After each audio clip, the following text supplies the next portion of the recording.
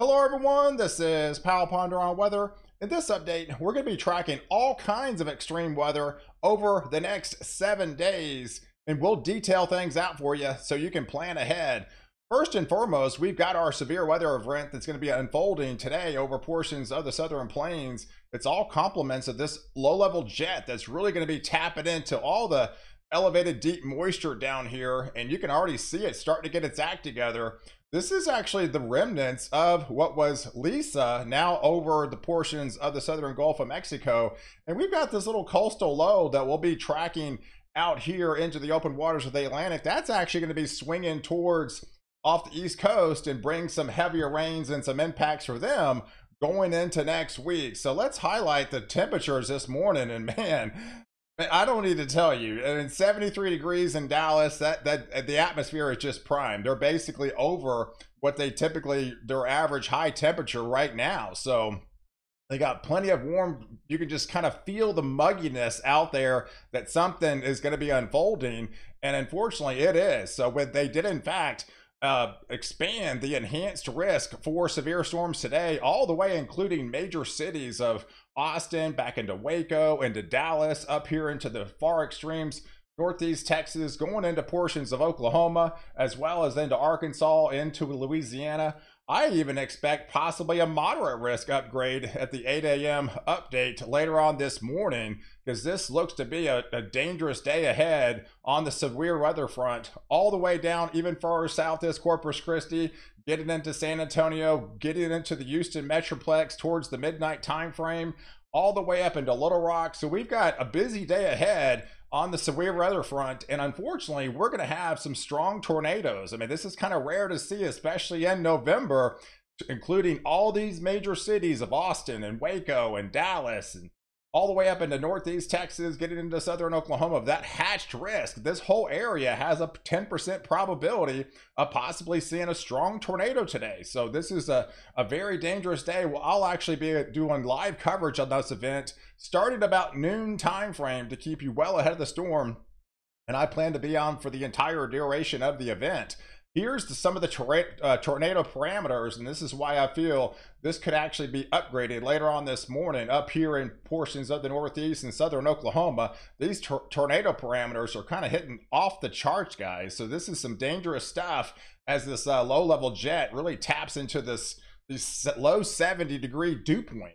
So we'll have ample amount of juice to fire these storms up. This is the radar depiction about 2 o'clock. So I really feel things start bubbling up, especially east of the I-35 corridor in and around the Dallas area later on this afternoon. And things are really going to start getting nasty. I think the favored time frame is about 1 to 5 o'clock in and around Dallas into central Texas. And then we'll have a squall line that comes through with the cold front on the backside. So we even could have some snow breaking out in the Texas Panhandle for the first time this season. And that's a sign of things to come, as we'll be talking about as we go into next week. So, but the heavier rains will be further to the north, less amplified and less severe, but still some heavier rains into portions of Kansas, into portions of Missouri, as well as into Iowa here as we go into the later on into the afternoon time frame. But it all clears out tomorrow, so it's going to be a bumpy evening, no question about it. So by the time we wake up tomorrow morning, things will be really clear across these areas. Then that storm system will be rapidly moving eastbound. So we'll have some storms. I mean, just kind of a marginal risk type activity down here into Louisiana, into Mississippi, some instability into western Tennessee. As this comes across into Illinois, portions of Indiana here, going into Michigan, we'll be watching this coastal low off the coast of going into towards the Turks and Caicos area. But by Sunday, this thing is just flying. This is where it's at by Sunday morning, because man, this is all the way up into Canada and then kind of losing its steam, if you will, as it heads northeast and doesn't have much precipitation to work with. But the atmospheric river is in full effect for the Pacific Northwest. I mean, once you turn down the taps around October 20th, it has not let up, and I don't really see any let up in the foreseeable future for them, as that we'll be adding to those rainfall totals in the week ahead. So as we transition into next week, So here's the initial setup. So we'll see a ridge over the top heading into Alaska. We'll be seeing actually plenty warm conditions into Alaska. We'll have it's not the coldest temperatures of the season into Western Canada, really starting to build as another trough, another trough digs in out west, and the same story out for the east. You're going to be dealing with those, if not record high temperatures, plenty of warm conditions. You have basically another week.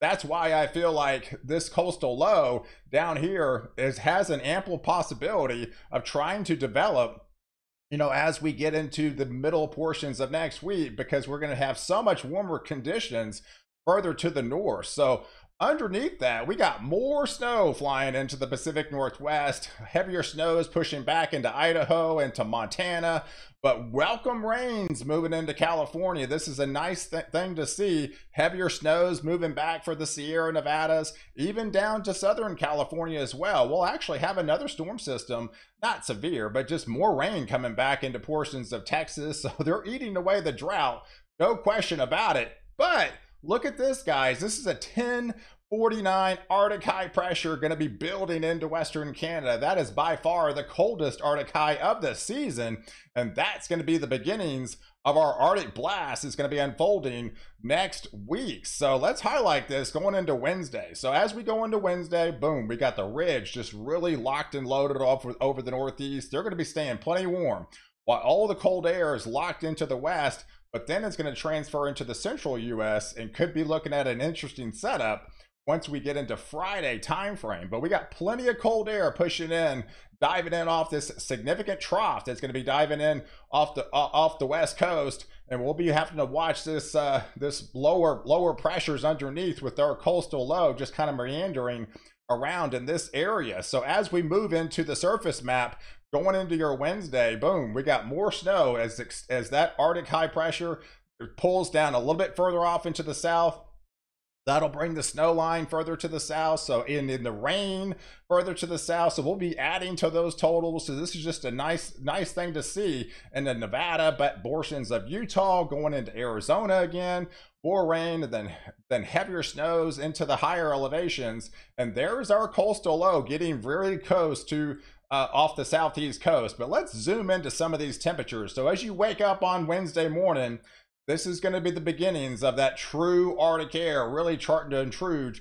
Look, this is a minus 33. That's 33 degrees below zero, feels like, up here into portions of Western Canada. All these areas and this color right here, we're talking, this is negative. Feels like negative below zero. So pushing into portions of Montana, and this will continue to dive southbound as we get deeper into next week. So as we transition into Thursday, those negative feel-like temperatures moves all the way, covering most of Montana by then, going into Wyoming, start to filter into portions of getting into the Rocky Mountains, as well as that colder push, that plunge of colder air, and by far the coldest temperatures of the season is going to be knocking on the door. So by next Friday, right? So we got all the severe weather to deal with right now.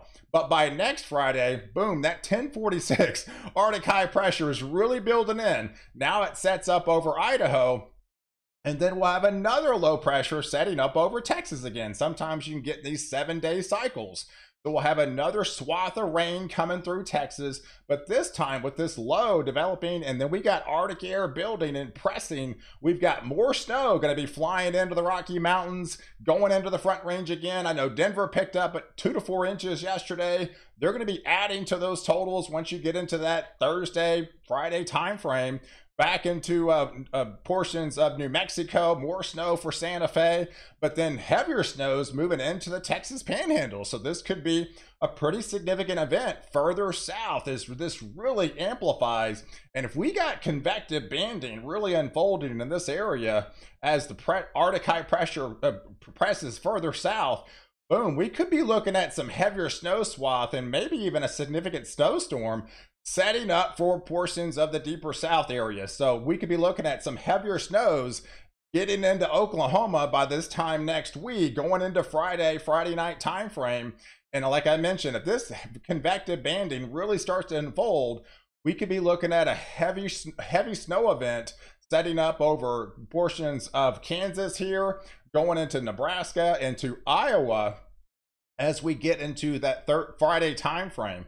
But here's the temperatures. As the temperatures plunge going into Friday afternoon, yeah, we could be looking at temperatures falling towards the 6 o'clock time frame, near freezing conditions, with that heavier snow trying to fly into the Texas Panhandle, into Oklahoma, as that cold air continues to press. So you probably start in the 60s, but you're going to be falling into the 40s during the day, potentially on Friday, as this coldest air mass of the season will be plunging southward. So as we transition, the teleconnections are looking nice. We've been highlighting this for a while with the WPO going negative. It's negative right now. It'll continue to remain negative. But the EPO is starting to transfer negative as well, and we see a noticeable plunge, and that's why I feel like pretty confident that this colder air mass is going to sink so much further south, and this actually continues to remain negative, and this will eventually press on after we get towards the second half of into November.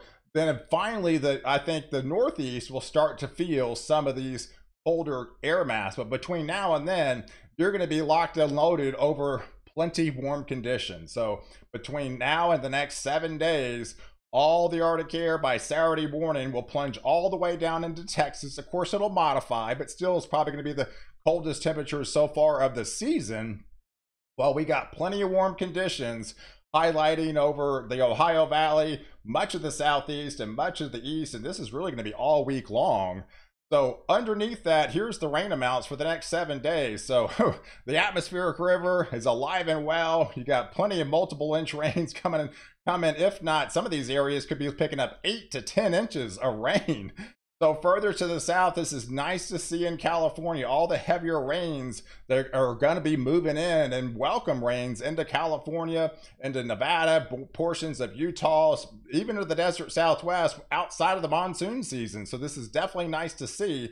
But where these systems come together in the middle of the country again, that's where, again, most of the heavier precipitation is going to unfold throughout for the rest of the week.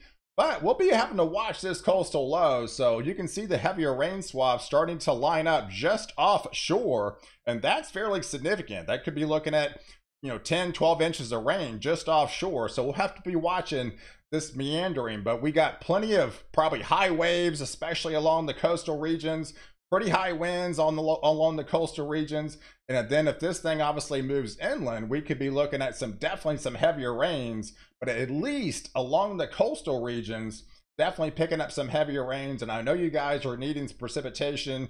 You're waiting for a change up here into the Northeast. You got plenty of warm conditions. I do feel it's going to be on the table, but it won't happen until we get into the second half of November. So here's the snow, guys. Yeah, this could be the real deal with our first, truer Arctic blast of the season, heading in off the west, dragging down all that colder air. For November standards, this would be November through the first week of November here through the 12th of the month. But as this extends, yeah, this could be really kind of breaking out over the Texas Panhandle into Oklahoma. I wouldn't take these totals like verbatim right now, but this is kind of a swath of where this storm track will unfold as we get into Friday time frame. And of course, I'll be fine tuning this, all throughout the week. But yeah, catch me later on the live weather coverage that will start for noon today on the big event that's unfolding for much of the South here. So I appreciate you guys watching. Do like this video. Definitely leave your comments below. And don't forget to subscribe to my channel. Catch the latest update where I protect you before and after the storm.